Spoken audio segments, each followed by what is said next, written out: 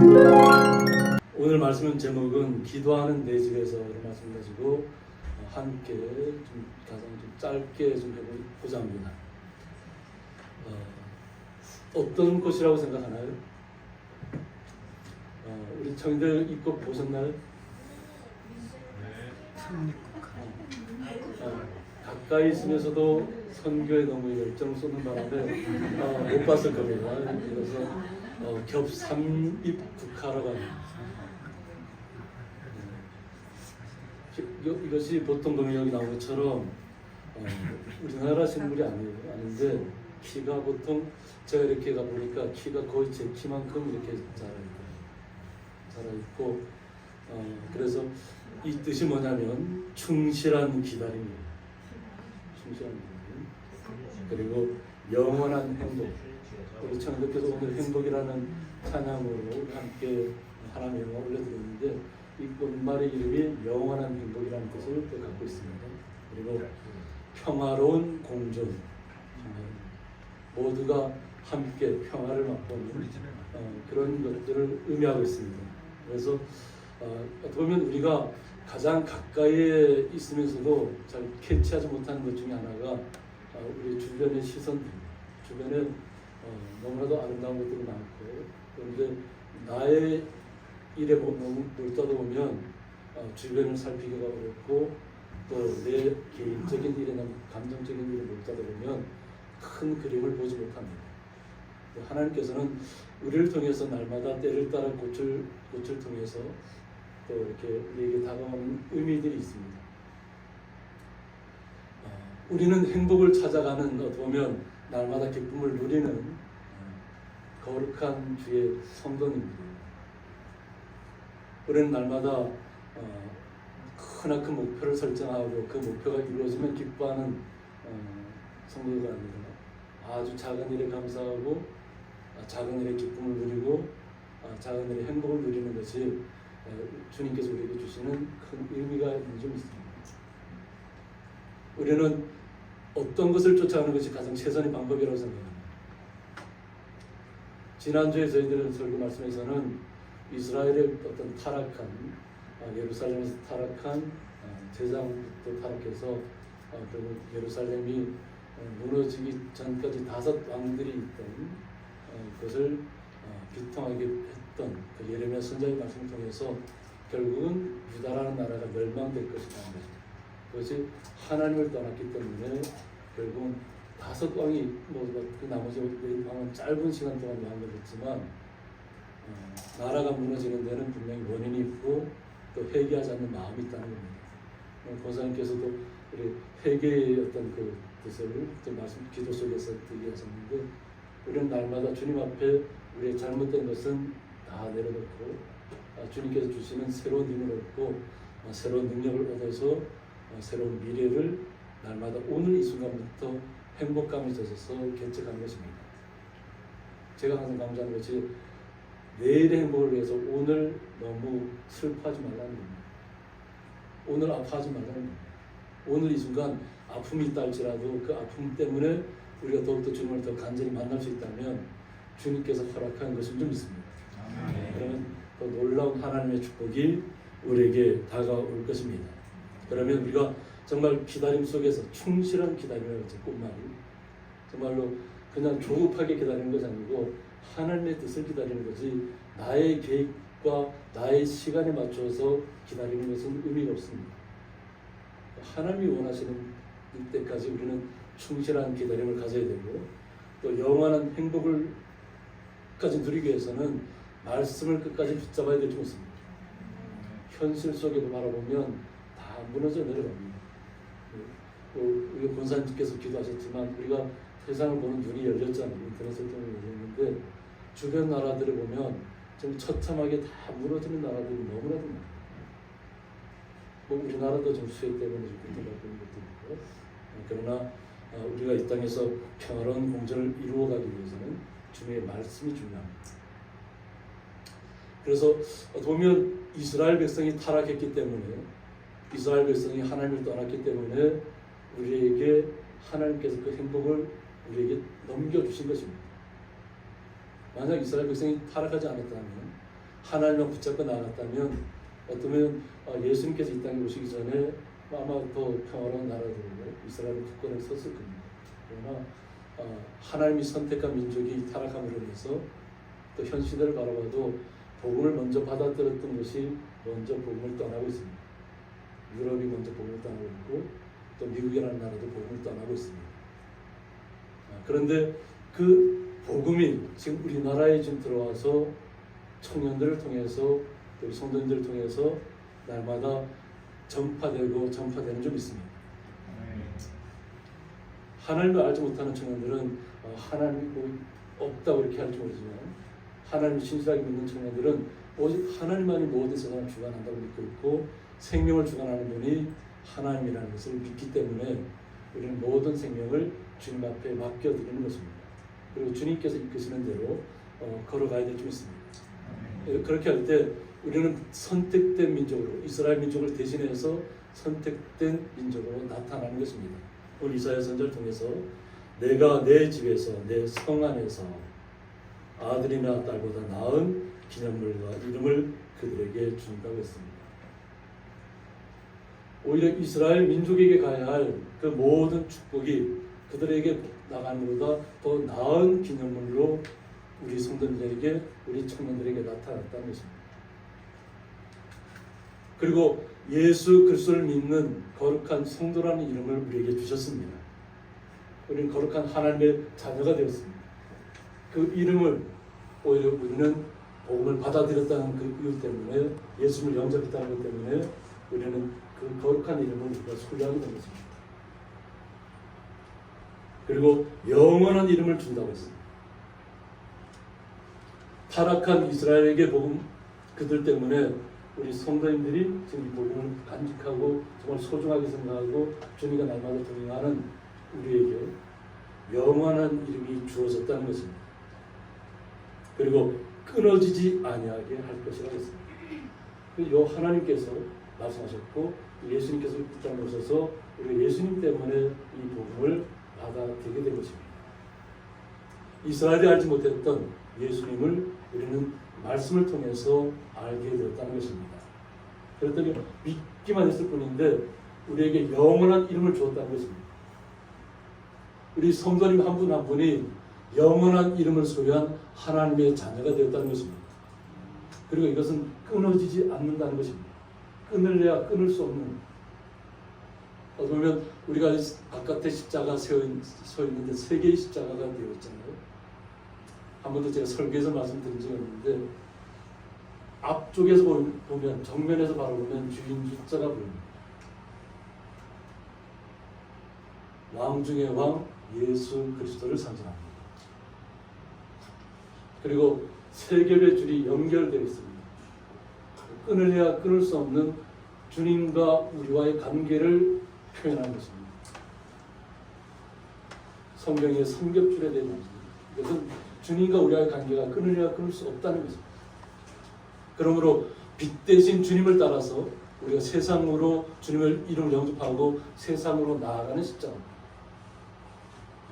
그냥 내 안에만 머무는 십자가가 아니라 예수께서 나를 구원해 주셨으니까 영원한 이름을 주었으니까 영원토록 끊어지지 않을 그 놀라운 특권을 우리에게 주셨기 때문에 우리는 세상을 향해서 나아갈 수 있는 힘과 능력을, 나의 힘과 능력이 아닙니다.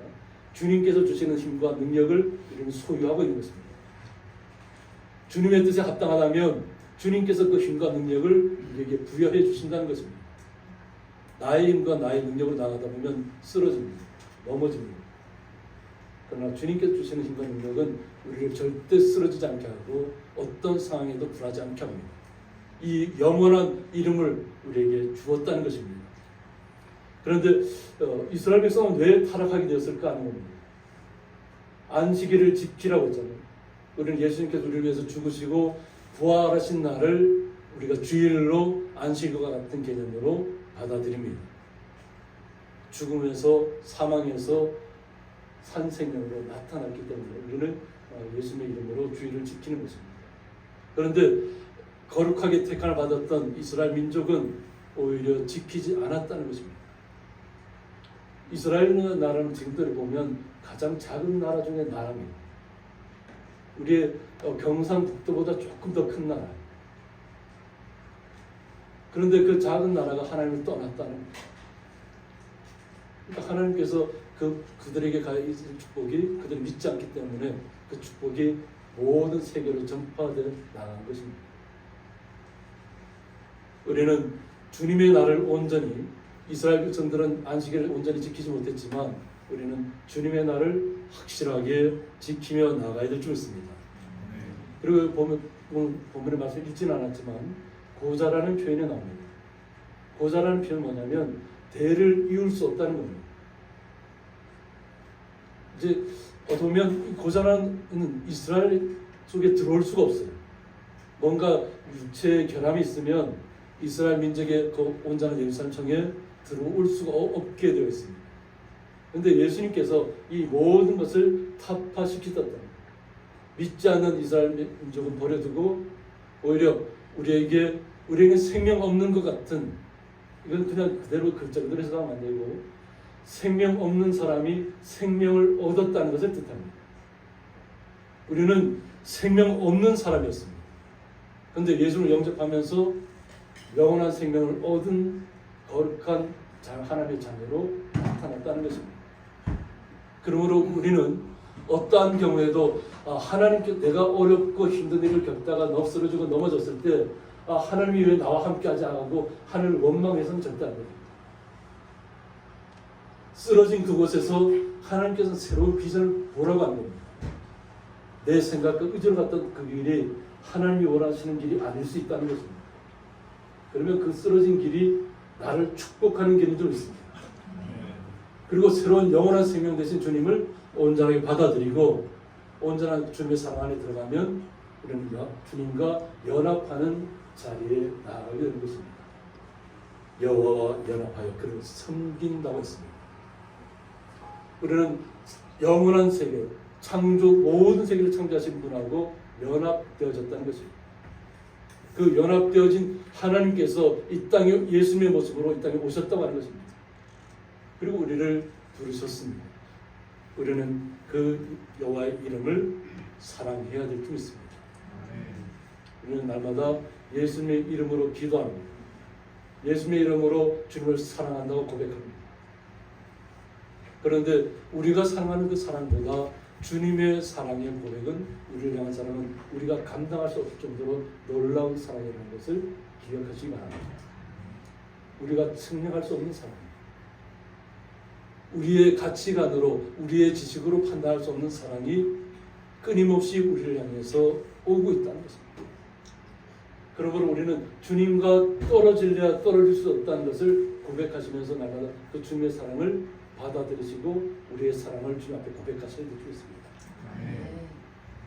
그러면서 그의 종이 되며 안식일을 지켜 더럽히지 않는다고 했습니다.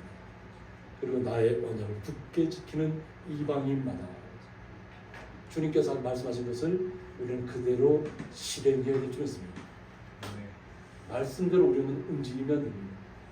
말씀은 가감하는 것이 아닙니다. 더하거나 빼는 것이 아닙니다.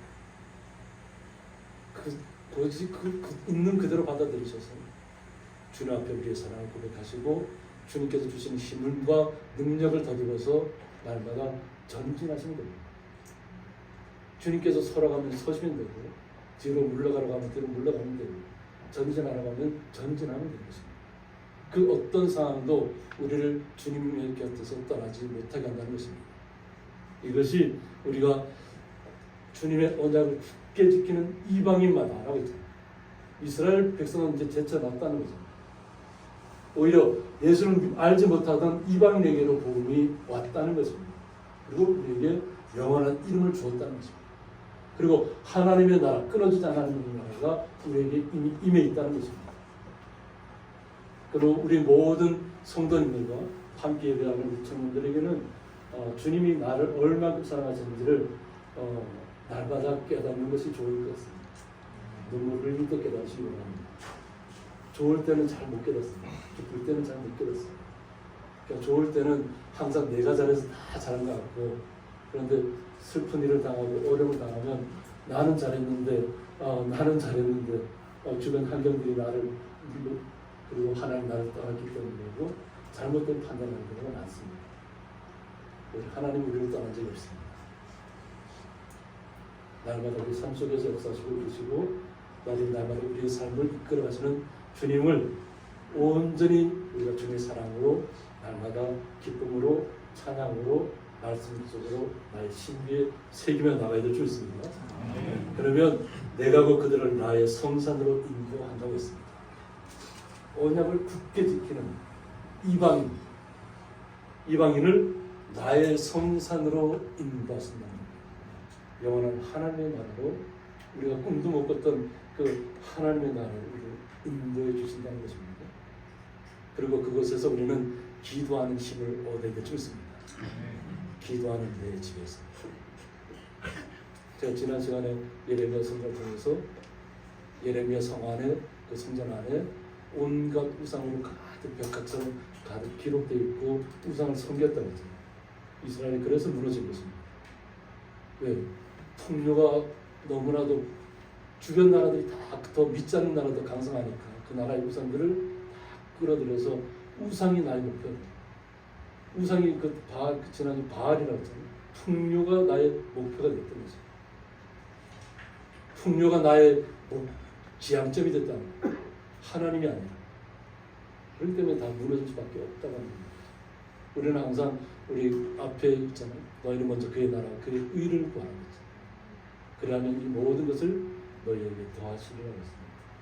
하나님의 말씀은 그냥 기록된 것이 아닙니다. 우리에게 온전한 주님의 사랑을 깨닫고 그 주님의 사랑 주님과 함께 나아가기를 원하는 곳에서 우리는 기도해야 될 줄 있습니다. 주님께서는 우리를 통해서 기도하기를 원하십니다. 그러면 그 기도를 통해서 그들을 기쁘게 할 것이라고 했습니다. 응답된다는 얘기입니다. 나의 한마디, 나의 신음소리조차도 주님께서는 다 들으셨다고 했어요. 성령을 통해서 우리의 탄식소리조차도 하나님 앞에 다 상달됩니다. 그 기도를 통해서 우리의 그 기도를 한 모든 거룩한 성도들을 기쁘게 할 것이라는 거죠. 이것은 하나님의 약속입니다. 우리는 또한 그들의 번제와 희생을 나의 제단에서 기꺼이 받게 된다고 했습니다. 이것은 지금은 이런 번제와 희생의 제단을 드리지는 않잖아요. 이것은 우리는 지금은 기도입니다. 우리의 삶 속에서 드려지는 기도인 줄 믿습니다. 삶 속에서 예수님을 드러내는 것이 기도인 줄 믿습니다. 말로만 하는 것은 기도가 아닙니다. 나의 마음에서 우러나온 기도가 나의 삶 속에서 하나 실천되는 것이 진정한 기도인 줄 믿습니다. 우리 성도님들 옆에 한번 손잡으세요. 옆에 계십니다. 옆에 손잡으시고 같이 한번 손을 이렇게 들어올려보세요. 우리는 기도하는 거룩한 하나님의 자녀입니다. 그리고 이 기도로 통해서 우리가 하나로 연합된 것입니다. 그러니까 내 기도만 끝난 것이 아니라 하나님의 기도는 우리를 연합하게 하고 우리를 하나님의 그 기도가 하나님 나라에까지 이르게 합니다. 우리는 주님을 찬양하고 영광을 올려드릴 줄 믿습니다. 박수로 한번 하나님의 영광을 올려드리십니다.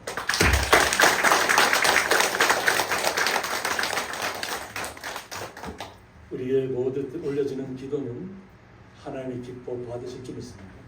이는 내 집은 만민이 기도하는 집이라고 말씀하셨습니다. 우리는 기도하는 거룩한 성도라는 것을 잊지 마시기 바랍니다. 그리고 이스라엘에 쫓겨난 자를 모으시는 주 여호와가 말한다고 했습니다. 내가 이미 모은 백성 외에 또 모아서 쫓겨난 자를 모으신다.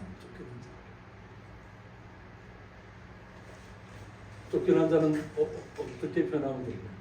디아스포라를 아시나요? 예수를 믿는다는 것 때문에 쫓겨난 자. 예수를 믿는다는 것 때문에 이스라엘에서 핍박이 일어났습니다. 근데 그 핍박이 거룩한 주님 예수님을 만나는 계기가 되었고 여호와 하나님을 아는 계기가 되었다는 것입니다. 핍박이 우리를 살아나게 한 것입니다. 근데 그 쫓겨난 자를 모으신다는 거예요. 그리고 내가 이미 모은 백성이 또 계속 모으신다는 거예요. 그러니까 하나님의 백성은 주님을 아는 사람들을 계속 모아서 요 하나님 나라 안에 속하다는 거죠. 주님 안에 속하다는 거죠. 이것이 우리를 향한 뜻으로 나타난 줄 믿습니다. 이미 이루어졌습니다. 주님께서 이미 우리에게 오셨고 우리는 거룩한 자녀가 되었고 날마다 정말 자신의 모든 직장 생활을 포기하고 이곳에 왔잖아요. 왜 왔을까요? 나를 희생하면서까지 왜 왔을까요? 복음을 전하러 왔습니다.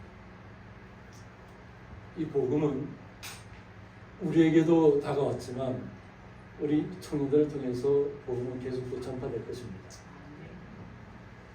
이거 고향에서만 끝나는 것이 아니라 이제는 돌아가셔서 나의 직장에서 나의 상터에서 예수님을 드러내셔야 될 줄 믿습니다. 비난을 받더라도 쫓겨남을 당하더라도 기뻐하시기 바랍니다. 복음을 증거하는 데는 순탄하지 않은 일들이 많이 있습니다.